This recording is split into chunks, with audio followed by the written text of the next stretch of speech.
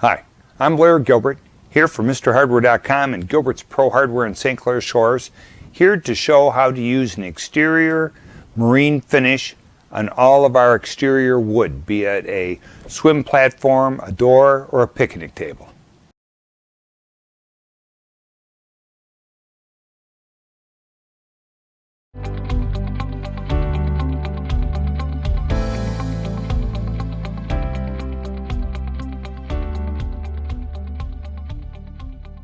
Alright, this video is showing us using an exterior spar varnish on a boat teak swim platform.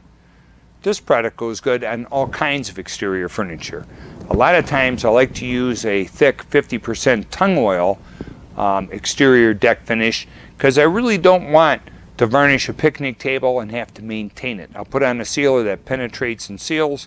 A lot of things like this, or furniture that my wife does want shiny, I'm going to use a 4-coat job. So I've used this on all kinds of exterior wood, from cedar to oak to teak. So here we have a boat swim platform that we washed with a strong solution of trisodium phosphate and a scrub brush, and got almost all the varnish came off without any extra work.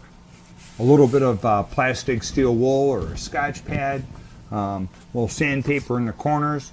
I can get 4 years out of a finish like this if I take and do diluted first 2 coats, about 10% with mineral spirits or paint thinner, so that my first coat of marine spar varnish penetrates deep into the pores of the wood, soaks in and gets a good bite. Then I do 1 or 2 coats full strength over the top. What I achieve is a finish that's embedded deep in the wood with strong big teeth hanging onto this thing. And it's not going to peel. It's going to wear off. I'm going to have to sand it in about 4 years. But I get typically 4 years of my swim platform. We used this McCloskey Man of War spar varnish. What separates spar varnishes from exterior polyurethanes is varnish is more flexible. Polyurethanes are too hard. Wood like this shrinks and expands in the water and the sun and the dry and the moisture. And sometimes polyurethanes are too brittle and they can crack. And there's all kinds of fancy, expensive varnishes. They don't have to be fancy and expensive. 4 coats of this, I get 4 years. I don't know what else I could do any better. So for $23 a quart, McCloskey sells a heck of a product. So here's how we start out. Mixing bucket, marine spar varnish, paint thinner. I'm using an inexpensive brush for the first 2 coats because if I get any hairs, this finish is going to be so thin, I'm going to be able to pull them out. So we take, and what we want to do, we want to thin this varnish somewhere between 10 and 15%. This is how Grandpa taught me, this is how Dad taught me. So we just take and throw a little bit in here, not too much. One of the trick is to clean your can immediately. I have approximately 200 milliliters in here. This is a little bit thick. So I'm going to add about 1/10 of the depth I had in here. That does a couple things. This gives me my deep penetration. It weakens the product a little bit. But this isn't our final coat, so we're not worried about how strong it is. And being thinner, we can be a little helter-skelter when we put it on. Because when it's going on here, one's going to darken up the wood real nice. And being thinner, it's going to soak in deep to all my cracks. Kind of just want to pound it on so it soaks in. I'm not using a high-speed solvent or thinner in here, because the whole point here is not for this to dry quickly. The point is for this to dry slowly so it can penetrate deep into the wood and get a good bite. Depending on how this soaks in and looks, I may do another coat, maybe not quite as thin, but another coat, probably not full strength. My 3rd coat and my possible 4th coat will both go on full strength. Our thinned down product has been on about 20-25 minutes, and if you take a look, it's getting dull. There's a few shiny spots here and there, but it's soaking in. Upon what I see, I'm going to use the 2nd coat, thinned down 10% again. I'm going to go for another deep penetrating coat. Then it'll start looking decent. It'll still have shiny and dull spots. That's probably going to indicate that this can be a 4-coat job. Last thing is, I will only sand this one time, and that's going to be just prior to the last coat. After it gets hard, I'm going to sand it nice with 220. I'm going to take my time. I'm going to de-dust it perfectly. Then when I'm all done, I get that last coat on. No one gets to watch. I do it in a dust-free environment, and it'll be perfect.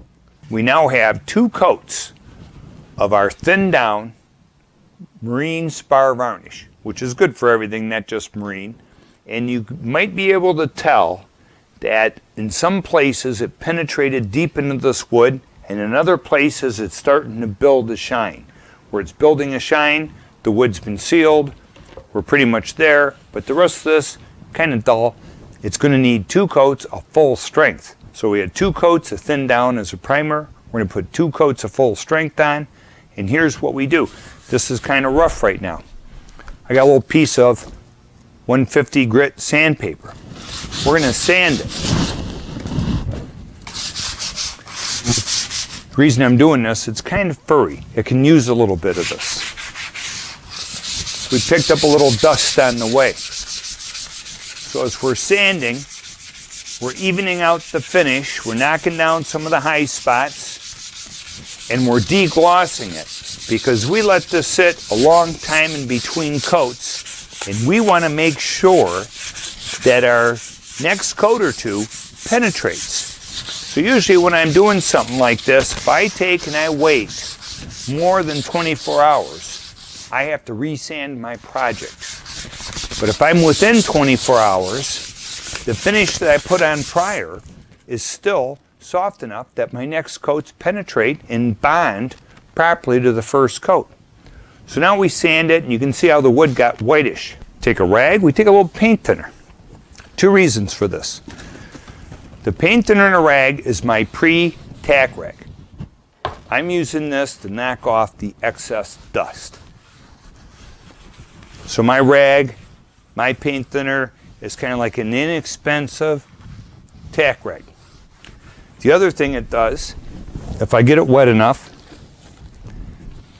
it makes it look like it's got another coat of finish on it. So now when it's shiny from the center, I get to check for flaws or anything I might not like in this. So once the paint thinner evaporates, this is going to go dull and whitish and be ugly again. But I get to get a quick check of my work to see if it looks good enough. And of course I can feel it, make sure it's smooth. And everything's ready to go. So this is going to be sand the rest of it, tack it down. Then we're going to give it 2 coats of full strength. One of my dad's best tricks about using the paint thinner as a pre-tack rag. Of course, in his day, they didn't have tack rags, so it was really a double wiping of paint thinner. I got this all prepped. I'm getting ready for my last coat. Change your shirt. Wash your hairy arms. You're about to put on that last coat, and as I'm doing it, all the dust is going to fall out of my shirt. So I do the pre-tack rag with the thinner. Then I go change my clothes. While I'm gone, change my shirt anyhow, while I'm gone, the dust settles. I take a tack cloth, and what it does is it really collects the dust. So you take and then tack rag it. Mind you, you're clean now.